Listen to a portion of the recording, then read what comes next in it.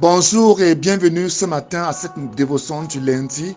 Béni soit le Père de notre Seigneur Jésus-Christ pour la grâce qu'il nous a donné de le connaître, de devenir ses enfants, de devenir ses fils au travers de notre Seigneur. Merci pour ta grâce, Père, de faire de nous des enfants de Dieu, des fils de Dieu. Merci Saint-Esprit, au nom de Jésus. Ce matin, nous voulons parler de la vie de l'Esprit en toi. La vie que Dieu a mis en toi, c'est la vie de Dieu, la vie de l'Esprit de Dieu. Et cette vie-là, n'est-ce pas, a été communiquée par la puissante présence du Saint-Esprit. Donc, que tu sois conscient ou pas, que tu ne le veuilles pas, cette vie est en toi. Cette vie demeure en toi. Maintenant, tout dépend de toi pour la développer ou bien pour l'étouffer. On peut l'étouffer par une vie de péché, par une vie de désobéissance, par une vie de rébellion, par une vie de non-conformité à la parole de Dieu. Et ça va être étouffé. Et on te verra, n'est-ce pas, spirituellement comme étant un grand homme de Dieu, une femme de feu, mais en réalité, dans la vérité, tu seras en train de vivre dans la vallée. Il ne faut pas qu'il en soit ainsi. Voilà pourquoi la parole de Dieu dit dans Éphésiens chapitre 5, à partir du verset 14 au verset 21, il dit: Or, ce qui paraît à la lumière est lumière.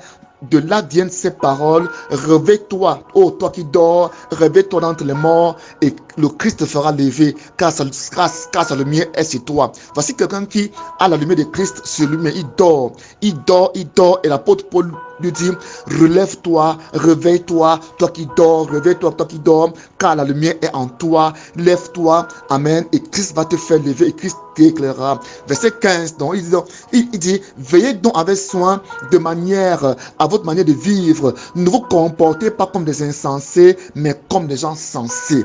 Donc, il faudra donc, selon Paul nous demande de nous comporter pas comme des vierges folles, mais comme des vierges sages, comme des vierges sages. Amen. Il dit ici: veillez donc avec soin de manière à votre manière de vivre. Ne vous comportez pas comme des insensés, mais comme des gens sensés. Ça, c'est l'apôtre Paul qui le dit. Mettez à profit les occasions qui se présentent à vous, car nous vivons des jours mauvais. Il dit: mettons à profit chaque occasion qui se présente à nous, car les jours sont mauvais, sont très mauvais. Les jours sont tellement si mauvais que nous devons apprendre, n'est-ce pas? Nous devons apprendre à vivre en comptant sur Dieu et en mettant toute notre confiance en lui. Il dit: c'est pourquoi ne soyez pas déraisonnables, mais comprenez ce que le Seigneur attend de vous. C'est ce que Paul dit: comprenez ce que le Seigneur attend de vous. Amen.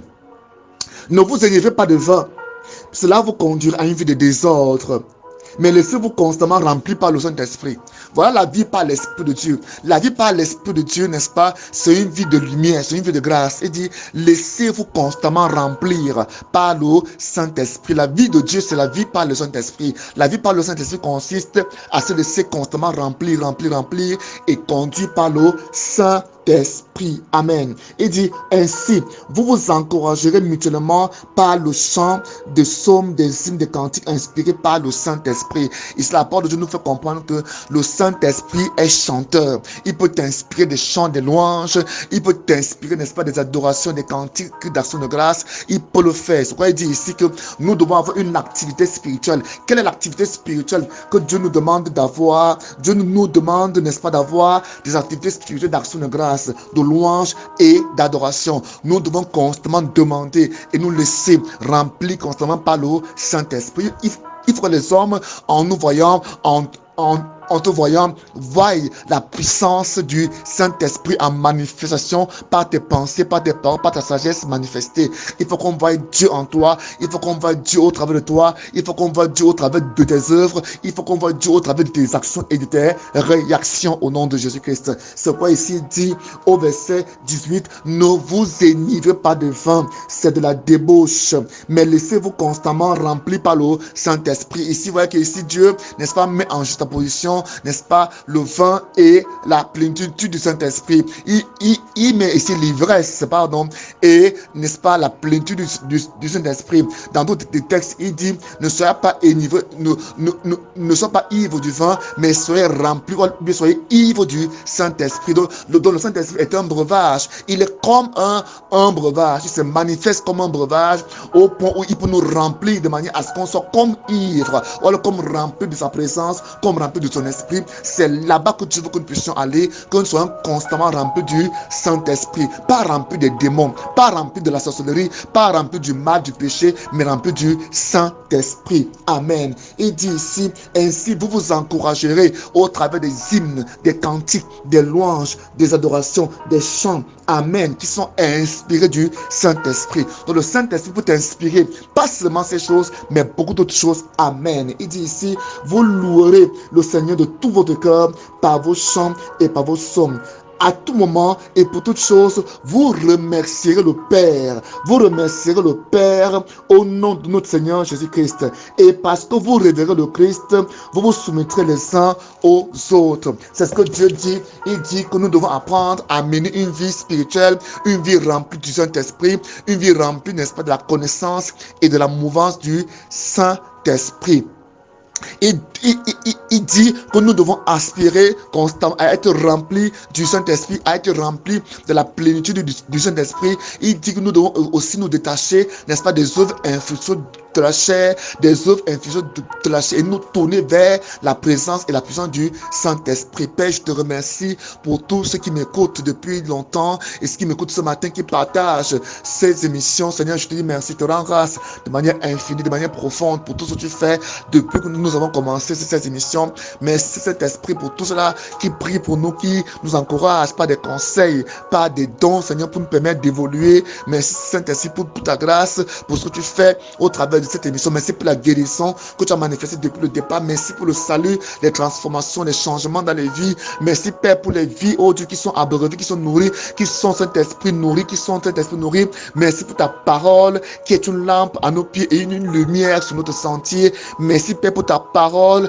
qui nous rend plus sages que les vieillards. Merci pour ta parole qui nous rend plus avisés que nos enseignants, que nos maîtres. Merci pour ta parole, oh Dieu, qui nous donne la connaissance. Seigneur, nous te rendons grâce pour ta parole. Merci Saint-Esprit, nous devons te dire merci. Merci parce que tu ouvres notre intelligence pour que nous puissions voir le juste, pour que nous puissions voir Jésus-Christ en nous. Merci pour ta présence, oh Dieu, qui nous rappelle constamment chaque matin, chaque fois que nous suivons ces voix, chaque matin que nous suivons ces émissions, nous sommes constamment remplis. Merci parce que cette parole nous dispose, nous place au-dessus de nos ennemis, au-dessus de toute puissance des ténèbres, parce que la parole déclare que nous sommes assis avec toi en Christ, en Dieu. Merci Père éternel pour ta parole. Merci pour ton esprit, l'esprit de Dieu. L'esprit de Dieu, ce n'est pas l'esprit de n'importe qui, c'est l'esprit du Créateur, c'est l'esprit de notre Père. Merci parce que tu as fait de nous nos enfants, tu as fait de nous tes enfants, tu as fait de nous tes enfants, et en nous, tu as mis en nous ton esprit, l'esprit du Père. Merci parce que tu nous demandes